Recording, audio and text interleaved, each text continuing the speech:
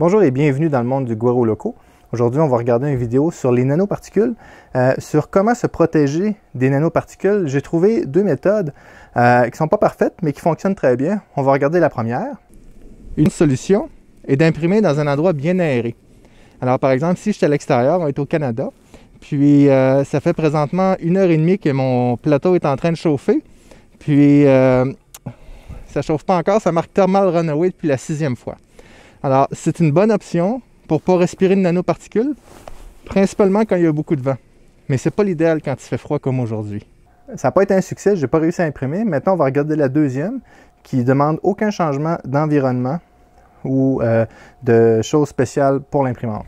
Un autre bon moyen aussi, c'est de porter un masque avec des filtres qui peuvent protéger des nanoparticules. Et puis, idéalement, il faut le porter pendant l'impression et puis 3 à 4 heures après l'impression. La seule chose qui est étonnante, c'est que les filtres à nanoparticules sont très difficiles à respirer. Puis ça en prend pour toute la famille. Puis, quand on imprime un ABS de 20 heures, ça peut être assez étonnant. Ça laisse quelques marques dans le visage. Alors, vous vous doutez que ce n'est pas vraiment des solutions envisageables pour imprimer des produits comme le ABS ou quelque chose comme ça. Cependant, il y a aussi le PLA et d'autres matériaux qui dégagent des nanoparticules. Il y a eu plusieurs études là-dessus. Puis aujourd'hui, je vais parler du Zimpur, comme c'est écrit dans la description de la vidéo. Puis je vais juste faire un avertissement avant. Je ne suis pas un scientifique en nanoparticules ni en molécules ou quoi que ce soit. Donc, je sais qu'il y a plusieurs personnes qui vont me dire « Dominique, les nanoparticules, c'est entre 0.3 et 0.1 micron. Les filtres pas, ne peuvent pas protéger de ça, etc., etc., etc. » Je ne peux pas vous répondre malheureusement, je ne suis pas un scientifique. Je dois me fier aux choses que je trouve comme vous sur Internet. Peut-être que vous êtes des spécialistes, peut-être que vous êtes des ingénieurs. Malheureusement, je ne pourrai pas répondre à vos commentaires du fait que je ne suis pas un spécialiste. Mais aujourd'hui, qu'est-ce qu'on va faire? On va regarder le produit Zimpur 2 que Filimprimante 3D m'a envoyé. On va regarder comment il fonctionne. Je vais me fier au rapport de recherche que les gens de Zimpur ont fait. Je vous invite, par exemple, si vous avez des questions techniques à propos du système de filtration ou peu importe, de contacter Zimpur directement. Je vais mettre leur contact dans les commentaires. Je n'ai pas communiqué avec eux autres, mais je suis sûr qu'ils vont être ouverts à répondre à vos commentaires. Puis, je sais aussi qu'il y a des laboratoires français qui ont travaillé sur le produit. Donc, je vais me fier à leur recherche. Je ne peux pas le faire moi-même. Je n'ai pas une machine non plus pour calculer les nanoparticules en suspension dans l'air. Donc, mais là, je me suis dit, OK, c'est le fun, j'y fais confiance, mais maintenant, comment je peux le voir? Alors, ce qu'on va faire, on va essayer de ne pas voir des nanoparticules, mais ici, j'ai deux filaments. J'ai du vieux nylon que j'ai particulièrement laissé humidifier. Donc, lorsqu'il va sortir de la buse, il devrait avoir un peu de vapeur qui sort de là. Puis, on va voir si la buse l'aspire vraiment. Puis, j'ai du TPE, que lorsqu'on fait chauffer beaucoup, on voit aussi une fumée se dégager. Donc, on va voir si ça l'aspire. On va voir aussi comment il fonctionne, comment l'installer. J'ai pris ma GLA30 MK1 ici, l'imprimante que j'ai fait. Puis, j'ai désigné une buse pour le Zimpur. En ce qui concerne les buses pour le Zimpur, si vous allez sur le site de Zimpur, qui s'appelle Zimple, c'est un produit français en passant, Zimpur, vous allez voir, il y a plein de buses pour plein d'imprimantes. Et puis, dans le pire des cas, vous pouvez vous en désigner une dans Tinkercad ou Fusion 360 ou peu importe l'outil que vous prenez pour désigner vos buses. C'est relativement simple. Ou même, vous pouvez vous en bricoler un avec un bout de tuyau, puis un adapteur et bref. C'est ça. Alors, de la façon que je vais utiliser le Zimpur, moi, c'est que je vais laisser des embouts comme ça sur différentes imprimantes. Puis, je vais juste, lorsque j'imprime, par exemple, de l'ABS, c'est plutôt rare, j'imprime l'ABS. Si j'ai fait un très long print en PLA, ben pourquoi pas, je vais le mettre dessus. Même si je ne peux pas voir les nanoparticules, il y a un filtre là-dedans, ça a été étudié, je leur fais confiance. Je sais que certains parlent aussi d'avoir un caisson, que c'est mieux. Est-ce que c'est mieux? Est-ce que c'est moins bien? Je sais que pour imprimer du PLA, par exemple, dans un caisson, c'est pas l'idéal. Parce que je peux fermer, par exemple, ma Little Monster, puis j'ai mis un filtre pas après. Mais ma Little Monster, une fois fermée, l'intérieur peut monter à 40-45 degrés à cause de la chaleur du bed. Donc, par exemple, quand j'imprime du polycarbonate, le bed est à 70-75, ça dégage énormément de chaleur. Donc, le PLA n'aimerait pas ça, être imprimé dans un environnement aussi chaud que ça. Donc, un caisson fermé, ça prend un caisson fermé très très bien ventilé. Mais un caisson fermé très bien ventilé n'est pas bon non plus pour l'ABS.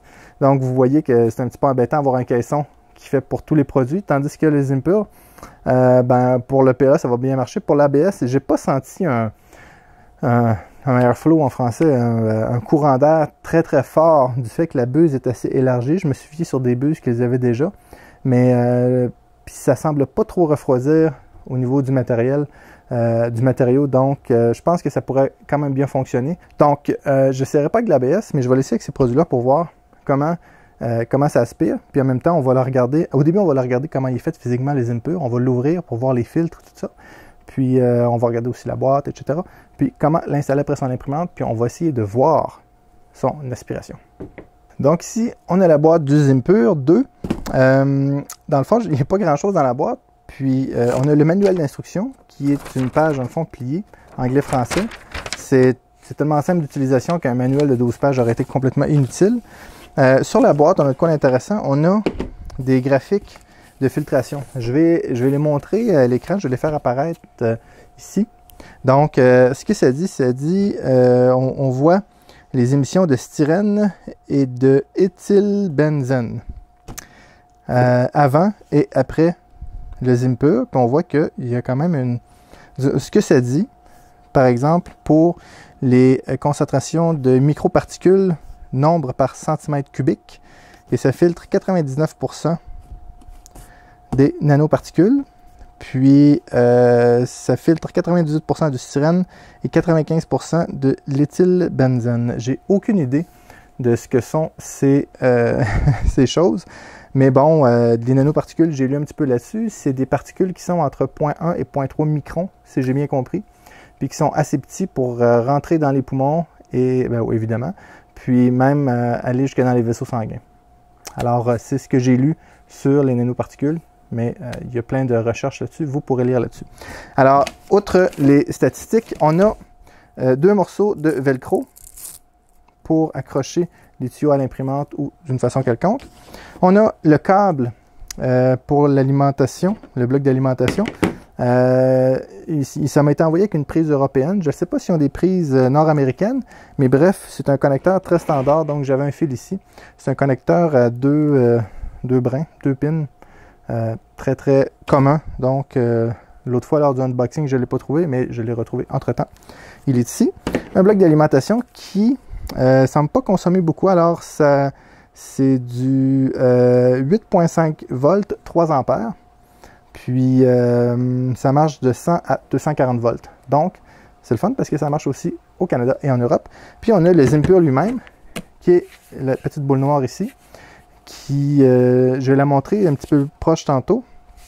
Made in France, une belle petite boîte. Et quelque chose de particulier, c'est ce tuyau-ci. C'est un tuyau de silicone. Il arrive tout plié comme ça, dans la boîte. Et puis quand j'ai vu ça, j'ai dit « Oh non, il y a des gros plis dedans. Ça va être dur à faire tenir en place. Puis il va tout le temps rester plié, puis ça va être difficile. » Puis lorsque je l'ai déballé, il a pris sa position immédiatement. Donc, c'est un super tuyau. La texture est vraiment géniale. C'est vraiment en silicone robuste. Puis, la paroi a 2 mm d'épais. Puis, ça rentre parfaitement là-dedans. Puis, regardez, il y a juste assez de tonus pour tenir comme ça. C'est 100 mètres de pression sur la tête. Alors, le tuyau est vraiment génial. C'est la première fois que je vois un tuyau de ce genre-là. Il est vraiment, vraiment trippant, comme on dit ici au Québec. Donc, prochaine étape, on va l'ouvrir pour voir les filtres qu'il y a là-dedans. Alors, pour l'ouvrir, c'est un tournevis étoile, tout simplement. Il y a 3 vis à l'avant. Je vais approcher la caméra, on va regarder ça de plus près maintenant. Alors, on a le Zimpur ici. On a l'entrée d'air, ou la sortie d'air en avant plutôt. On a le trou sur le dessus pour le tuyau au silicone. À l'arrière, on a la prise pour l'alimentation et la switch d'alimentation. Et en dessous, on a Zimpur Made in France. Excellent. Donc, on a les 3 vis à l'avant qu'on va défaire pour voir l'intérieur. Ou du moins les filtres. Je ne sais pas si on voit l'intérieur, je ne l'ai pas ouvert encore. On a la petite plaque de plexiglas que je pourrais m'en faire une marquée G pour Guero, hein, ça serait bien.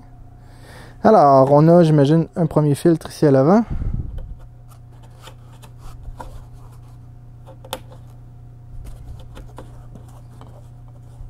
OK. Alors, c'est comme un gros foam avec... c'est une pièce imprimée en PLA qui vient ici à l'intérieur. Et puis ici, ça doit être le filtre, j'imagine. Ouais.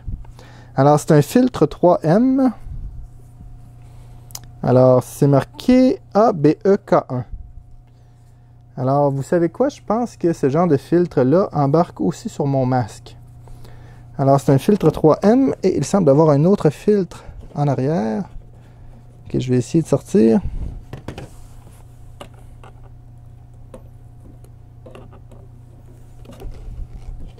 Et oui, il y a un filtre 3M.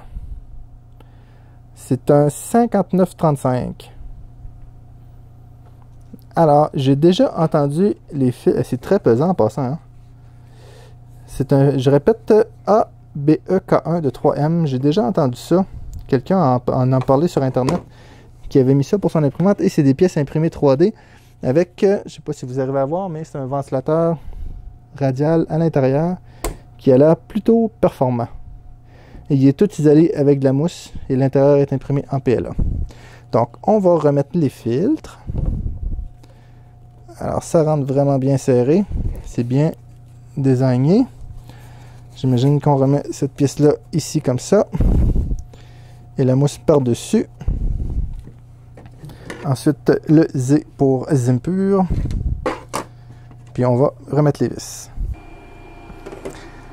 Alors ici, j'ai ma buse, mais je n'irai pas avec mon doigt, mais j'ai ma buse qui chauffe présentement à 250 degrés. Et puis, je vais pousser manuellement du filament dedans. Puis on va regarder si on voit de la vapeur qui sort. Oui, voyez-vous, on voit de la vapeur qui sort. Parce que ma buse est chauffée à 250 degrés. Alors, je retire un peu mon filament. On le refait une autre fois. Parfait, alors on voit la vapeur qui sort, excellent. Maintenant, ce que je vais faire, je vais brancher le Zimpur.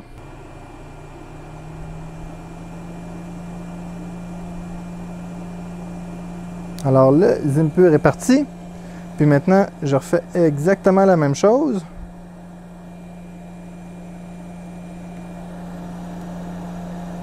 On voit que la plupart des gaz sont vraiment aspirés dedans.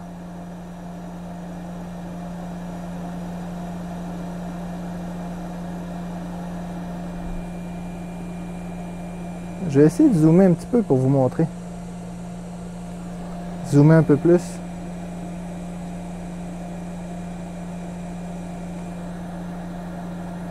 Alors, c'est très rare que le filament sorte à cette vitesse-là. Je le fais sortir beaucoup. Puis qu'il sort aussi chaud. Donc, mais de ce que je vois, ils sont pas mal tous aspirés.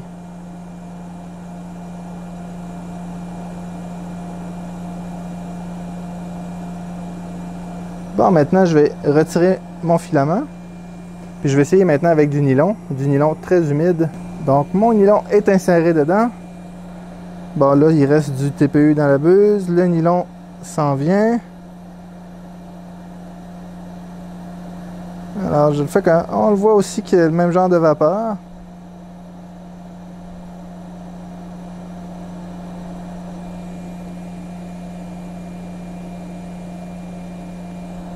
Il y en a peut-être un petit peu moins. Maintenant, je vais arrêter le Zimpur. Et puis, je vais faire sortir le filament. Je vais dézoomer, on va mieux voir.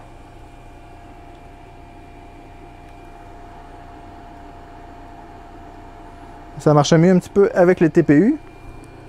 Donc, mon TPU est dedans. Je le fais sortir encore. On va attendre que le nylon est passé. Et évidemment, du TPU qui pousse sur du nylon, c'est jamais une bonne idée.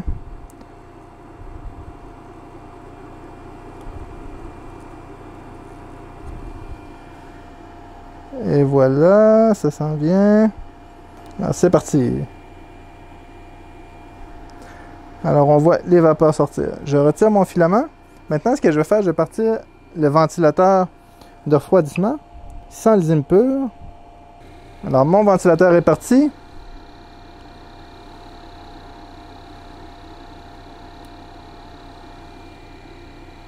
On voit que les gaz sont poussés un peu partout.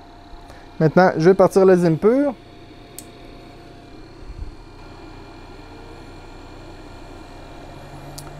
Le Zimpur est parti.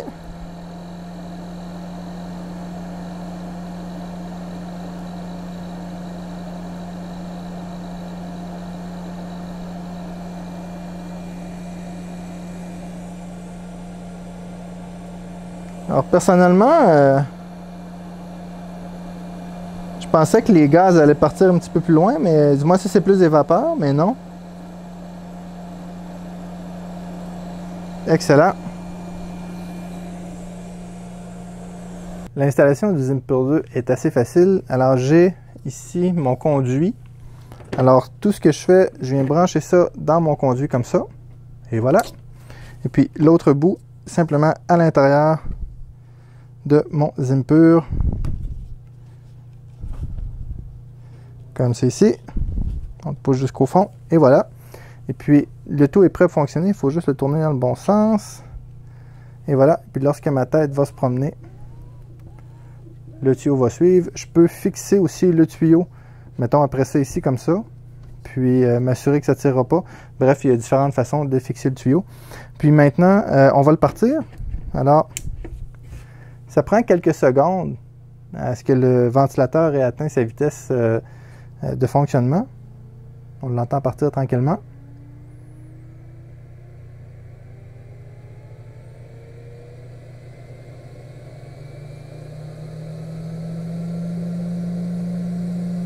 Et voilà. Ça fait quand même pas mal de bruit. Je me suis demandé si c'était pas les vibrations de la table, mais non, c'est la boîte est quand même bien isolée à l'intérieur. On sent un petit peu d'air qui sort à l'avant. On sent l'air aspiré ici. Alors si on entend l'air. Alors ça aspire pas comme une balayeuse. Je pense pas que je serais capable de soulever une feuille de papier avec ça, mais ça a juste assez d'aspiration pour aspirer ce qu'il y a autour.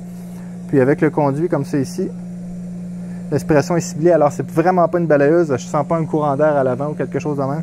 Le airflow n'est pas violent ou quelque chose comme ça. Donc c'est pour ça que je pense que ça pourrait marcher avec l'ABS. La seule chose, je le trouve un petit peu bruyant.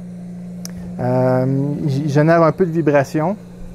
Alors il y a des pattes de silicone en dessous. Mais il faut dire que c'est sur une table de plastique vide aussi. Ça fait un petit peu plus de bruit. Puis la boîte n'est pas grosse, elle fonctionne bien. Il y a aussi un module qu'on peut brancher entre le Zimpur et l'alimentation qui va permettre de le contrôler, comme je ne l'ai pas, je n'ai pas pu le tester, mais de partir quand l'impression part et de l'arrêter quand l'impression arrête. Donc ça évite de le laisser marcher toute la journée pour rien. D'un autre côté, peut-être pour la santé, si c'est une préoccupation pour vous, ben vous allez être prêt à accepter le bruit. Donc, c'est le seul inconvénient que je vois à la boîte. Au Zimpur, c'est un petit peu le bruit, je le trouve un petit peu bruyant. Pour le reste, c'est super bien fait. La boîte, le caisson extérieur est très robuste. La plaque en avant est belle. Alors, c'est important que ce soit beau des fois. Hein? Ça aurait été bien s'il aurait pu avoir des lumières dedans. Peut-être dans le Zimpur 3. Le tuyau de silicone est totalement fantastique. Je l'aime beaucoup. On a juste à le tourner comme ça pour qu'il tienne. L'alimentation va bien, elle ne prend pas de place. Un fil, c'est tout. Donc, je trouve que c'est une belle conception. Puis ça vient aussi avec un sac de bonbons. Maintenant, ce qui est du prix, on parle pas loin de 200 € ou pas loin de 300 $ canadiens. Puis, je crois qu'il y a des frais de livraison pour le Canada. C'est un produit qui est dispendieux. Cependant, je ne suis pas là pour juger de vos finances, mais si vous avez les moyens, ça peut être un bel investissement à faire pour votre imprimante. Si vous ne voulez pas de caisson, si le bruit ne vous dérange pas, bref, si ça répond à vos besoins, je pense que ça peut être de quoi d'intéressant. Ça prend moins de place qu'un caisson aussi, puis qu'est-ce que j'aime de ça, c'est que moi j'ai deux nouvelles imprimantes qui s'en viennent, une qui est rentrée aujourd'hui, puis une autre qui va rentrer après-demain. Puis je ne peux pas toutes les mettre dans des caissons, ça serait impossible, mais je peux imprimer des buses pour chacune d'elles. Donc, j'aurais juste à le prendre et le connecter sur l'autre imprimante, je déplace la petite boîte, je le connecte sur l'autre imprimante, et ainsi de suite. Donc, c'est ça que je trouve pratique. Puis, je ne suis pas obligé d'avoir des caissons pour tous. Puis, personnellement, je vais l'utiliser quand j'imprime de l'ABS, c'est sûr. Puis, d'autres produits qui sont un peu plus toxiques comme ça. L'autre fois, j'ai utilisé du filament à base de chanvre. Et puis, j'ai eu la gorge irritée. Ça a été effrayant. Avoir eu ça, probablement que je me serais évité tout ça. Donc, est-ce que je vais l'utiliser définitivement sur toutes mes prints? Peut-être, je ne sais pas. Le bruit ici ne dérange pas vraiment, donc ce ne serait pas un problème. Puis la seule que j'ai un caisson fermé que je me permettais d'imprimer de l'ABS dessus, c'est la Little Monster. Mais avec ça, je pourrais utiliser n'importe quelle imprimante, ce qui est plutôt bien. Donc, comme je vous ai dit dans les vidéos, au début de la vidéo, je ne suis pas un scientifique, je ne peux pas vous dire exactement ce que ça filtre, tout ça. Je vous invite à écrire directement à Zimpur. Vous pouvez l'avoir chez Fil-Imprimante 3D. Fil-Imprimante 3D qui sont en France. Ici au Canada, contactez Fil-Imprimante 3D, peut-être qu'ils peuvent vous le shipper aussi. Sinon, directement sur le site de Zimpur. Merci beaucoup à Fil-Imprimante 3D de m'avoir envoyé ça pour l'évaluation. Je pense que je vais l'aimer. Alors, ça va devenir une de mes amies. Aussi, laissez dans les commentaires les solutions de filtration que vous avez installées chez vous, puis pour que les autres puissent en profiter. Puis, je le répète, pas de questions scientifiques, je ne pourrais pas y répondre malheureusement. Donc, si vous avez aimé la vidéo, s'il vous plaît, mettez un like. Abonnez-vous à la chaîne si vous ne l'êtes pas. À bientôt.